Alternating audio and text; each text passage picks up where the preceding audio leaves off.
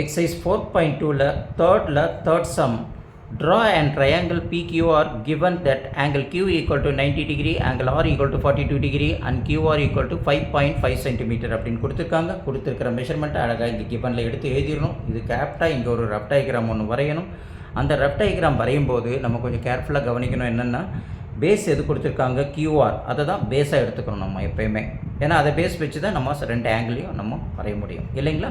அப்போது QR 5.5 mention பண்ணிவிட்டு அதுக்கப்புறம் ஆங்கிள் Q ஈக்குவல் டு 90 டிகிரியும் ஆங்கிள் R ஈக்குவல் டு 42 டிகிரியும் நம்ம மென்ஷன் பண்ணிடுறோம். இப்போ ரஃப் டயக்ராம் வரைஞ்சிட்டோம். நம்மளுக்கு 1 மார்க் கிடச்சாச்சு.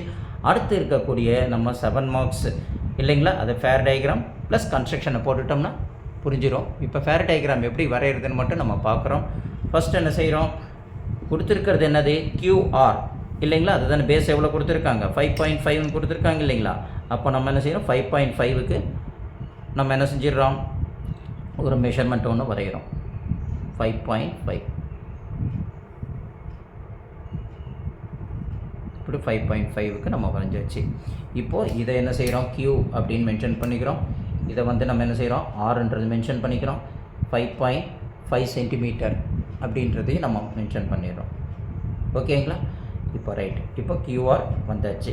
இப்போ அடுத்தது நம்ம என்ன செய்கிறோம், Qவில் ஒரு 90 டிகிரி என்ன செய்கிறோம், ஒரு ஆங்கிள் எடுக்கணும். அப்புறம் 42 டிகிரி ஆரில் வச்சு ஒன்று வரைஞ்சிட்டோம்னா நம்மளுக்கு சம்மு கரெக்டாக முடிஞ்சிடும் இல்லைங்களா.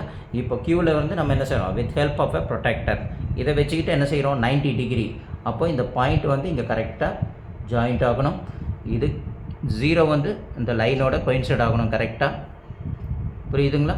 இப்போ ஜாயிண்ட் ஆகிடுச்சுன்னா இப்போது 0 டிகிரி எங்கே இருக்குது, இங்கே தான் 0 டிகிரி இருக்குது. இந்த 0 டிகிரி அப்படியே 0, 10, 20, 30, 40, 50, 60, 70, 80, 90 அப்படின்ற இந்த இடத்துல ஒரு பாயிண்ட் வச்சுட்டு இதை என்ன செய்கிறோம், இந்த Qவோட நம்ம என்ன செய்கிறோம், ஜாயின் பண்ணிடுறோம். புரியுதுங்களா. இது 90 டிகிரி நம்ம மென்ஷன் பண்ணியாச்சு. அடுத்தது நம்ம என்ன செய்கிறோம், ஆரில் வச்சு ஒரு 42 டிகிரி இல்லைங்களா.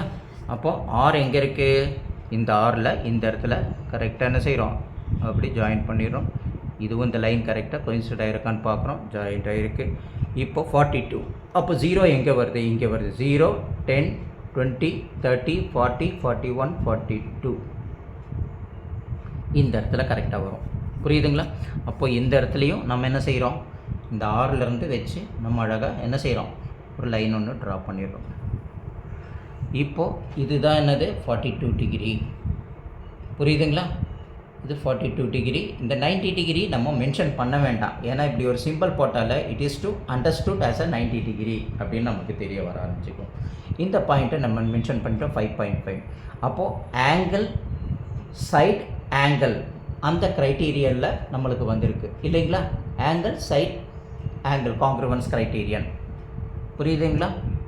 அப்போது ஆங்கிள் சைட் ஆங்கிள் அதுமாரி நம்ம வரைஞ்சி எடுத்தாச்சு.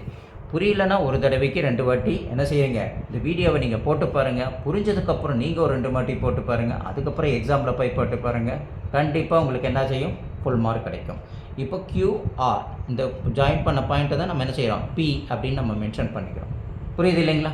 இப்போ எல்லாமே நம்ம வரைஞ்சி முடித்தாச்சு. இப்போது நம்மளுக்கு எக்ஸாமில் போட்டிங்கன்னா 8 மார்க் டெஃபினட்டாக கிடைக்கும்.